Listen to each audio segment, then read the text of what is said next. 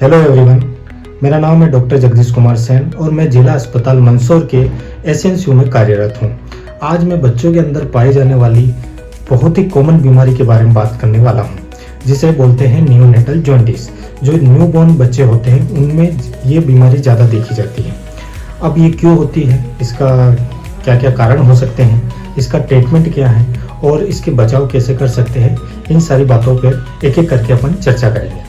तो सबसे पहले बात करते हैं नियोनेटल जॉन्डिस होता क्या है। तो नियोनेटल जॉन्डिस के अंदर क्या होता है कि जो बच्चे का ब्लड टूटता है और टूटने के बाद वो एक बिलीरुबिन नामक पिगमेंट के अंदर बदल जाता है। अब यहाँ पर क्या होता है कि नॉर्मली जो ये बिलीरुबिन पिगमेंट होता है ये लिवर के थ्रू हमारे शरीर से बाहर निकाल दिया जाता है, या तो यूरिन में या फिर स्टूल के साथ में। लेकिन अब जो न्यूबॉर्न बच्चे होते हैं उनके अंदर लिवर परिपक्व नहीं होता है या फुल्ली काम नहीं कर पा रहा होता है, तो इस कारण से ये बिलीरुबिन शरीर के अंदर या तो स्किन में जाके जमना स्टार्ट हो जाता है, या फिर जो हमारे आँख की जो स्क्लेरा है, जो सफ़ेद सफ़ेद वाइट पार्ट है, उसके अंदर जाके ये जमना शुरू हो जाता है और बच्चा यहाँ से हमें पीला दिखाई देना स्टार्ट हो जाता है। तो इसे बोलते हैं नियोनेटल जॉन्डिस। अब ये बच्चों के अंदर होता क्यों है, तो आइए इसके कारणों पे अपन एक एक करके बात करते हैं। तो जो बच्चे के अंदर जॉन्डिस होने का मुख्य कारण होता है वो होता है RH इनकम्पेटिबिलिटी, यानी आसान भाषा के अंदर बोलूँ तो माँ और बच्चे का ब्लड ग्रुप अलग अलग होना। तो यहाँ क्या होता है कि अगर माँ का ब्लड ग्रुप नेगेटिव है और बच्चे का ब्लड ग्रुप पॉजिटिव है, तो इस कंडीशन में माँ की ब्लड ग्रुप की जो एंटीबॉडी है वो बच्चे के ब्लड को तोड़ना स्टार्ट कर देती है। तो ये एक मुख्य कारण होता है। इसके अलावा भी जो कारण हो सकता है, जो बच्चे का 2.5 किलो से 3 किलो के आसपास जो बच्चे का नॉर्मल वेट होना चाहिए, अगर उससे कम है, और या फिर अपन बोले कि अगर वो 1.5 किलो से कम होता है, तो ऐसी कंडीशन में भी जॉन्डिस के चांसेस बढ़ जाते हैं। तीसरा कारण होता है कि अगर बच्चा प्रीटर्म हो गया है। प्रीटर्म से यहाँ तात्पर्य है कि अगर बच्चा टाइम से पहले डिलीवर हो जाता है, और स्पेशली अगर 34 वीक से पहले अगर बच्चा जन्म ले लेता है, तो ऐसी कंडीशन के अंदर भी बच्चे में जॉन्डिस के चांसेस बढ़ जाते हैं।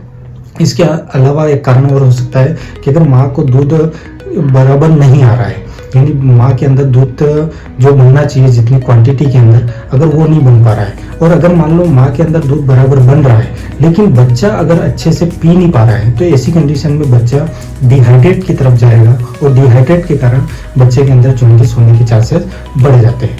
इसके अलावा भी और कारण हो सकते हैं कि जैसे कोई लिवर डिजीज हो, या फिर ब्रेस्ट मिल्क के अंदर, माँ के दूध के अंदर अगर ऐसे कुछ सब्सटेंस प्रेजेंट होते हैं जिनके कारण भी कभी कभार जॉन्डिस देखा जाता है। अब अपन चर्चा करते हैं कि ये जॉन्डिस का डायग्नोसिस कैसे करते हैं। तो पहला इसमें अपन नॉर्मली बच्चे को देखकर क्लिनिकली एक क्रेमर रूल यूज किया जाता है। इसके अंदर जो भी बच्चे के अंदर क्या होता है कि जॉन्डिस जो स्टार्ट होता है वो फेस से शुरू होता है, और जैसे जैसे बिलीरुबिन शरीर के अंदर बढ़ता जाएगा, वैसे वैसे फेस से ये शुरू होकर के फिर चेस्ट के ऊपर, फिर एब्डोमेन के ऊपर, बाद में पाम और सोल तक आ जाता है। अगर बच्चे के अंदर पाम और सोल तक अगर बिलीरुबिन प्रेजेंट है, यानी पीलापन प्रेजेंट है, तो ऐसी कंडीशन में फिर अपने को ट्रीटमेंट की जरूरत पड़ती है। बच्चे के अंदर बिलीरुबिन का एक आइडिया लगाना कितना हो सकता है, तो एक TCB करके, जिसे बोलते हैं ट्रांसक्यूटेनियस बिलीरुबिनोमीटर, ये बच्चे के हेड के ऊपर लगाई जाती है और विदिन 1 मिनट ये रीडिंग दे देती है, जिससे हमें एक आइडिया चल जाता है कि बच्चे के अंदर बिलीरुबिन की मात्रा कितनी हो सकती है। और इसके अलावा एक टेस्ट और होता है जिसे ब्लड टेस्ट कहते हैं, उसके द्वारा भी अपन बच्चे के अंदर डायरेक्ट, इनडायरेक्ट और टोटल बिलीरुबिन कितना है उसके बारे में पता लगा सकते हैं। अब अपन आते हैं इसकी ट्रीटमेंट वाले पार्ट पे, जो कि इम्पोर्टेंट है।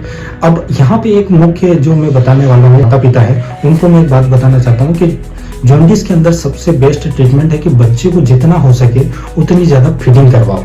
जितना ज़्यादा अच्छे से वो दूध पिएगा उतना ही जल्दी बच्चे का पीलिया कम होएगा।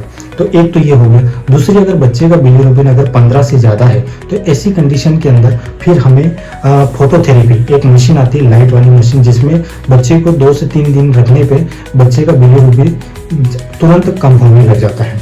और तीसरे नंबर पे आता है जो कि सीवियर केस के अंदर यूज करते हैं, उसमें बच्चे का जो ब्लड है वो ब्लड ट्रांसफ्यूजन किया जाता है, यानी ब्लड चेंज कर दिया जाता है। तो ये बच्चे का प्रॉपर ट्रीटमेंट है। शब्दों में और कम समय के अंदर जॉन्डिस के बारे में बताने की कोशिश की है। अगर वीडियो अच्छा लगा हो, लाइक करें, शेयर करें और सब्सक्राइब करें।